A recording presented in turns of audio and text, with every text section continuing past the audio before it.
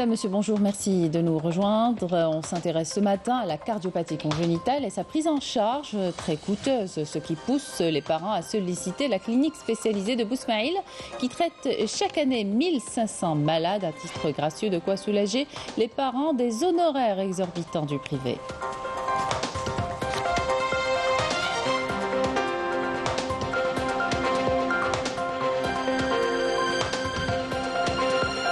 Gros plan ce matin sur deux projets primés par le concours Pharma Challenge développé par des étudiants de l'université de Blidas à Dahleb. Il s'agit d'idées innovantes dans le domaine pharmaceutique. Zoom sur le premier lycée national des arts Ali Maachi qui a ouvert ses portes à Alger en septembre dernier, premier du genre en Algérie. 4 spécialités y sont proposées, à savoir la musique, les arts plastiques, le théâtre et l'audiovisuel. Et on terminera le journal par une visite au port d'Oran où l'association écologique marine Barberousse propose des stages en plongée sous-marine ainsi que des activités engagées dans le souci de préserver l'écosystème marin. Bienvenue à tous. On s'intéresse ce matin à la cardiopathie congénitale et sa prise en charge qui s'avère très coûteuse. À Bousmaïl, une clinique spécialisée en chirurgie cardiaque pédiatrique traite chaque année des centaines de malades à titre gracieux avec un matériel technologique de pointe et un staff médical compétent. Yasmine Mswadi. Âgée seulement de 20 jours, la petite Sérine effectue les derniers examens prescrits par son chirurgien pédiatre. Les examens confirment une malformation cardiaque. La nouveau-née devra donc subir sans plus tarder une intervention chirurgicale. Nous sommes venus de Maaskar. Tout se passe bien pour le moment. Ma fille va subir une opération au niveau du cœur. Située à Bousmaïl, cette clinique spécialisée traite chaque année 1500 cas similaires.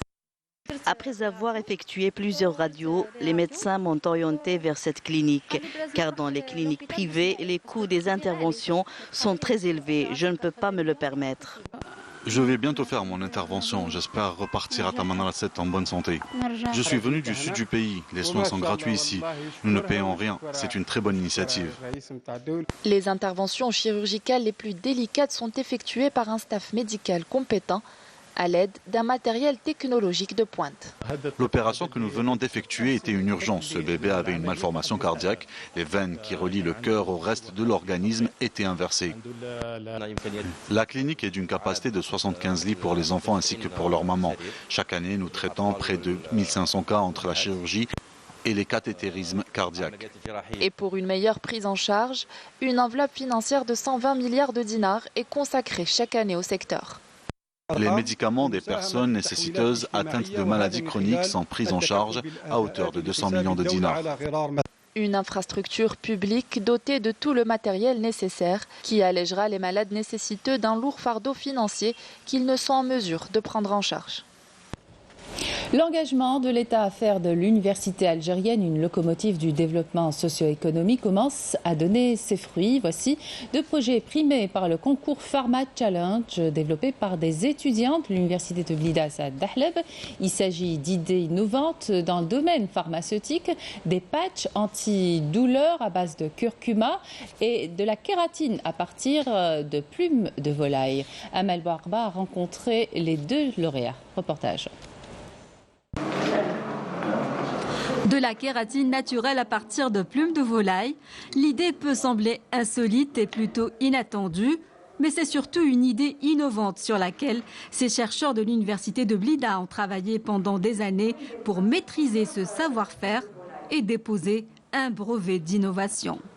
Les plumes de volaille contiennent plus de 90% de la kératine. Donc on va transformer tout matériel riche en kératine en un hydrolysat de kératine. L'hydrolysat est riche en biomolécules qui va remplacer par excellence la kératine qui existe dans le marché.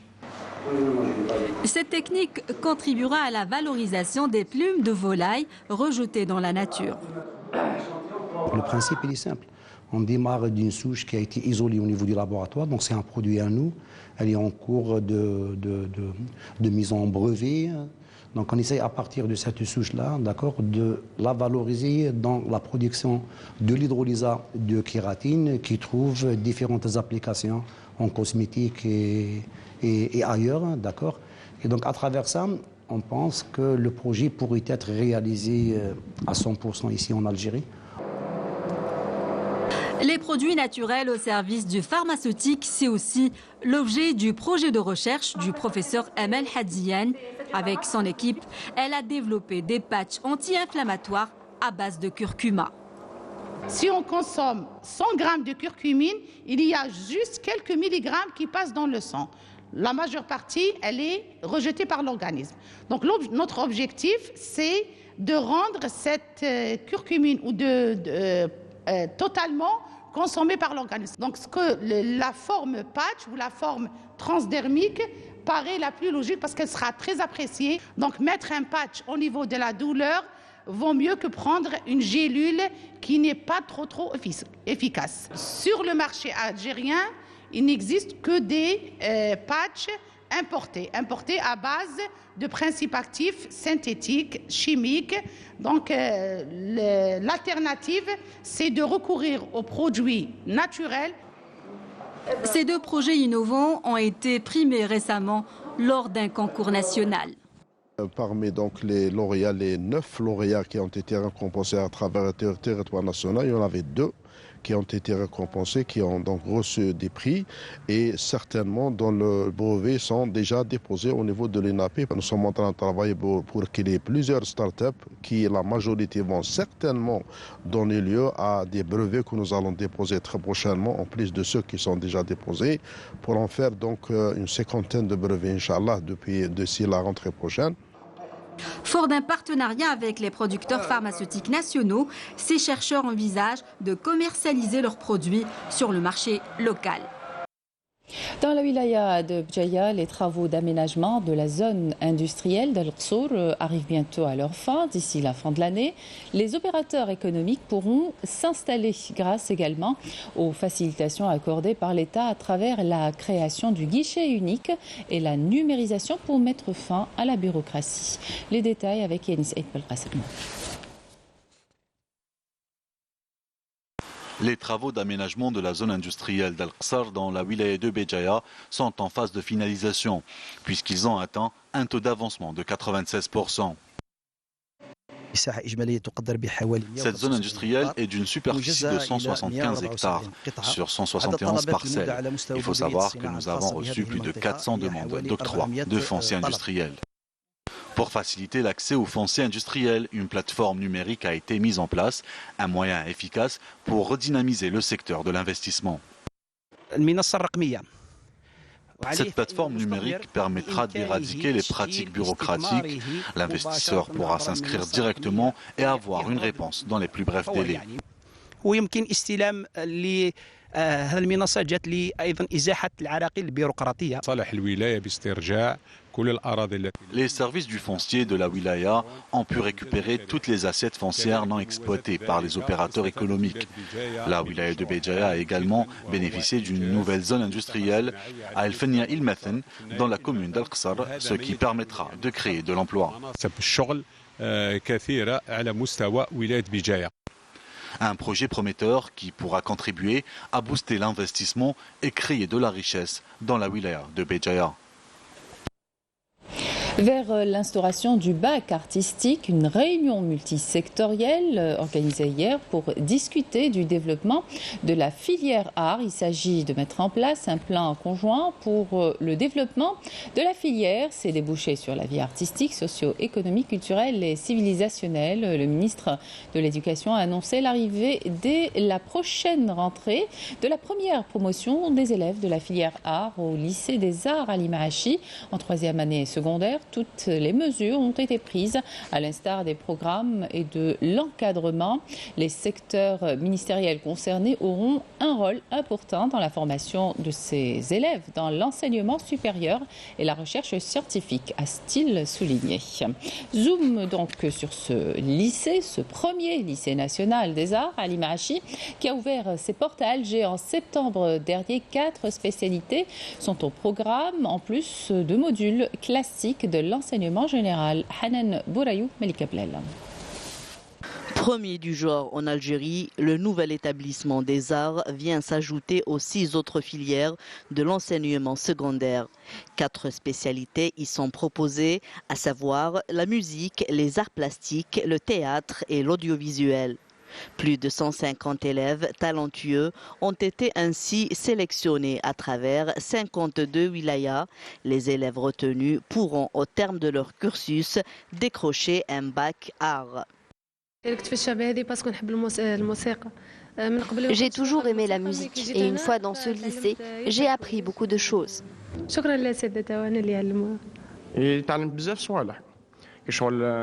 J'ai appris à jouer le solfège et du mandol. En intégrant ce lycée, j'ai appris à aimer et à apprécier beaucoup plus notre patrimoine. Je tiens à remercier le président de la République pour cette belle initiative.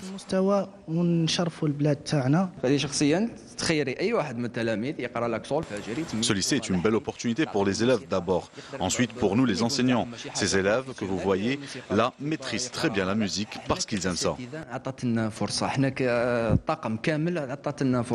Le lancement de cette filière vise à former une génération d'artistes algériens imprégnés des composantes de l'identité nationale et maîtrisant les techniques artistiques. J'ai choisi le cinéma parce que c'est une filière qui nous donne l'opportunité d'étudier le son et l'image. L'Algérie compte une production cinématographique très importante. Ce lycée m'a donné l'opportunité de faire ce que j'aime vraiment. Je remercie le président de la République pour cette initiative, première du genre en Algérie.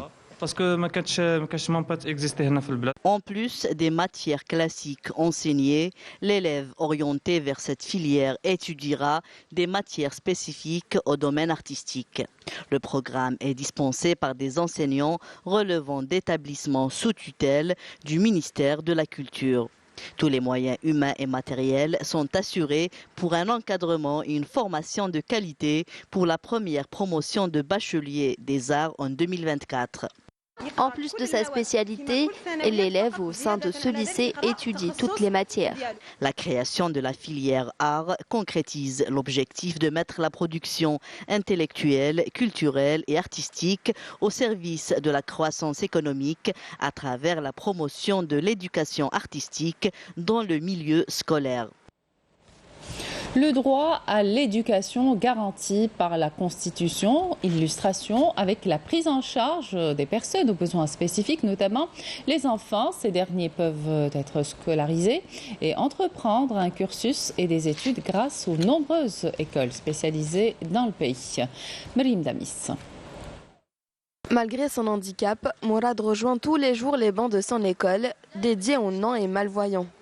Déterminé et engagé à étudier pour réussir son année scolaire et être le premier de sa classe. Au début, j'avais du mal à m'adapter, mais quand j'ai réussi à tisser des liens et à me faire des amis qui sont devenus comme des frères et sœurs avec le temps, c'est devenu beaucoup plus facile pour moi. J'organise mon emploi du temps et je l'applique à la lettre pour réussir. D'ailleurs, c'est comme ça que j'ai pu avoir 15 de moyenne.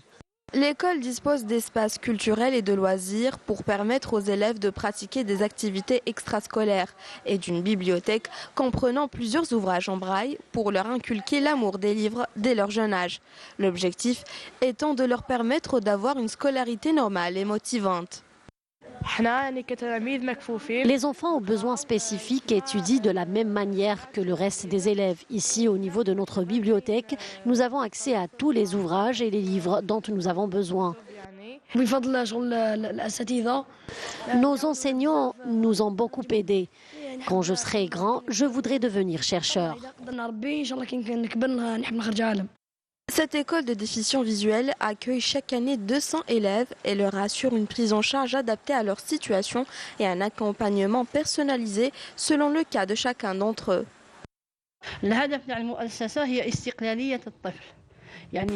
L'objectif de l'établissement est d'apprendre à l'enfant à être autonome sans avoir besoin d'être assisté par d'autres personnes, et cela avant qu'il soit en 4e année moyenne. Il pourra aller acheter ce dont il a besoin, accomplir ses tâches quotidiennes tout seul sans avoir besoin d'une tierce personne. Un bon parcours scolaire pour une insertion sociale réussie, un droit fondamental. L'intégration scolaire des enfants handicapés, quelle que soit la nature de leur handicap, est garantie par la loi et s'inscrit dans le cadre du développement et de l'amélioration de l'éducation pour tous sur la base du principe de l'égalité des chances. Une caravane de solidarité avec le peuple sahraoui organisée par l'ONG espagnole Riva Sahel Madrid se dirigera vers les camps des réfugiés sahraouis à Tindouf, composés de 19 camions chargés de vivres et de fournitures médicales ainsi que des ambulances. La République sahraoui met en garde le Maroc contre toute tentative visant à induire l'Union africaine en erreur. Le président du Conseil national sahraoui, membre du secrétariat national du Front Polisario, Hamma Salama, a affirmé que la RAST ne permettra pas à l'occupant marocain d'exploiter aucune tribune continentale pour faire passer ses mensonges et ses manœuvres concernant la question sahraoui, soulignant que la tentative du Marzen d'utiliser les institutions de l'Union africaine pour réaliser ses visées politiques n'aboutira pas. Le Maroc tente de convaincre l'UA des conclusions du dénommé Forum de Tanger pour la paix et le développement en Afrique, qui n'est en réalité qu'un événement de propagande et de politique que le Royaume du Maroc utilise au service de ses agendas visant à légitimer son occupation de parties du territoire de la République sahraoui. Des sit-ins ont été organisés hier au Maroc à l'appel d'un syndicat de gauche pour dénoncer la récente envolée des prix des denrées alimentaires et du carburant, source de grogne populaire. Des groupes de militants de la Confédération démocratique du travail se sont rassemblés à Rabat, Casablanca et d'autres villes du Royaume. À Rabat, plusieurs dizaines de manifestants encerclés par les forces de l'ordre ont scandé des slogans contre la dégradation du pouvoir d'achat, la flambée des prix de ces derniers jours, des prix des légumes, des fruits, de la viande, a soulevé les vives critiques des syndicats, de l'opposition parlementaire et des médias locaux. Des responsables et des militants des droits de l'homme palestiniens ont appelé les hautes parties à la 4e convention de Genève à tenir une réunion urgente pour protéger les prisonniers palestiniens face aux restrictions sionistes visant à les harceler. Le porte-parole du gouvernement palestinien, Ibrahim Malham, a appelé à obliger l'occupation à ne pas empêcher les visites des familles aux détenus, à cesser de détenir les corps des martyrs et à appliquer les normes internationales aux prisonniers conformément à la 4e convention de Genève. Il a également appelé l'Assemblée générale de l'ONU à convoquer une session extraordinaire pour adopter une résolution tenant l'occupation légalement et pénalement responsable de la politique de négligence médicale et du meurtre des prisonniers et à exiger la libération des prisonniers malades, des femmes et des enfants. Par ailleurs, une réunion du Conseil de sécurité au sujet de la situation en Palestine se tiendra aujourd'hui. Retour au pays avec cette belle évasion dans le grand sud algérien, à Territ, plus précisément une destination touristique fascinante par son qsar, ses maisons en taube, sa palmeraie et des dunes, le décor idéal pour organiser une compétition de triathlon Nord-Africa qui a vu la participation de plusieurs athlètes, notamment venus de l'étranger, pour qui, difficile soit-elle la course sur sable, reste une belle expérience. Sarah Derbel. Nous sommes à Territ, l'une des plus belles oasis du Sahara, pour assister à l'une des plus spectaculaires disciplines olympiques, le triathlon. Et il s'agit de la 5e édition du triathlon Nord-Africa, première compétition du genre organisée dans le désert au monde. Pour cette 5e édition du triathlon de Territ, on est très satisfait du déroulement de la compétition. Comme je le dis toujours, ce qui est très important, c'est la sécurité des athlètes et des participants, surtout après le parcours de natation qui se nage dans un lac qui est à 11 degrés cette année. Donc ce qui était important pour nous, c'est que tout le monde sorte de l'eau sain et sauf et de sécuriser le parcours. On remercie les autorités, Monsieur Louali, Monsieur le chef d'Aïra et le maire de Territ qui ont mis tout ce qu'il faut à notre. Et comme à l'accoutumée, cet événement a vu la participation de plusieurs champions de la discipline. L'aventure a débuté avec 1,9 km de nage pour les participants, dans un climat plutôt froid.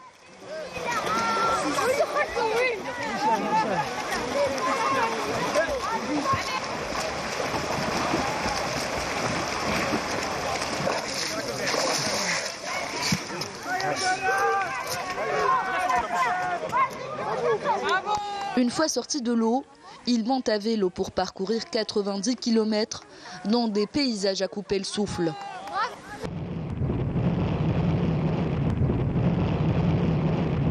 Et enfin, troisième et dernière étape, 21 km de course à pied sur le sable de Territ. Et pour ce Half Ironman, c'est Oussama Halal Barouen qui franchit la ligne d'arrivée en premier, en 5 heures et 15 minutes. السباق كان جيد من الاول حتى التالي الحمد لله جيرينا بيان لي فور تاعنا. هذه ثالث طبعه اللي شاركت فيها هنا في الترياتلون نورد افريكا، الطبعه تاع تيغيت اللي هي حدث رياضي كما يقول لك كل عام يقرعوا له، فيه مشاركه دوليه ورانا نشوفوا باللي كاين تحسن كبير في التنظيم. C'était très difficile, j'ai pas l'habitude de courir dans le sable. C'est ma première à Territ et je peux vous dire que c'est magnifique. C'est une très belle expérience. C'est ma deuxième participation à ce triathlon. العام اللي فات déjà جيت et هذه c'est la deuxième fois. C'est une magnifique compétition. Attirer les jeunes vers ce sport méconnu et promouvoir la discipline est l'objectif principal des organisateurs. Une aubaine pour allier sport et tourisme.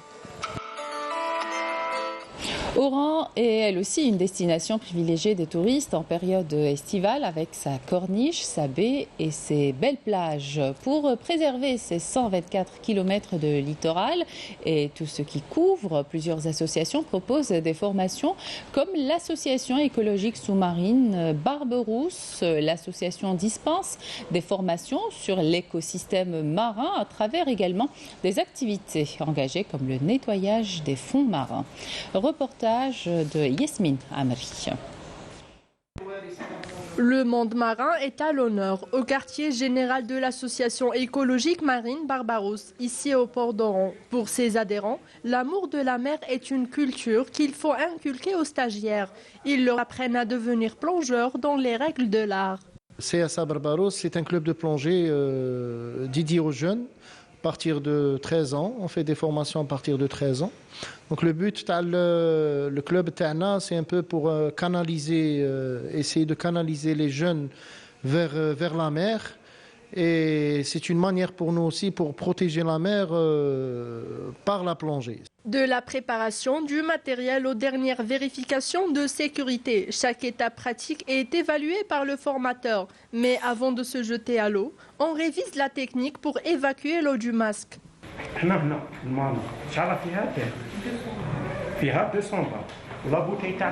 Pour ces jeunes plongeurs, la profondeur maximum est de 20 mètres, suffisante pour leur recherche et leur découverte de l'environnement marin. J'étais toujours attirée de mon père parce qu'il faisait la plongée sous-marine et tout. On a découvert des espèces, des petits poissons, des étoiles de mer, beaucoup de poissons. On travaille sur pas mal de projets, par exemple le nettoyage des fonds marins, de retirer les filets des pêcheurs, de nettoyer les îles. La sensation dans l'eau, c'est toujours on découvre des trucs nouveaux. C'est-à-dire à chaque fois quand on plonge, à chaque fois c'est meilleur que l'autre. Une école de plongée qui fait découvrir les merveilles du fond marin au grand public. En proposant des baptêmes de plongée, les formateurs sensibilisent sur l'importance de la sauvegarde et de la protection de l'écosystème marin. Et c'est la fin de cette édition. Merci de votre attention. Tout de suite, les prévisions météo avec Amel Laribi. Excellente suite de programmes sur Canal Algérie.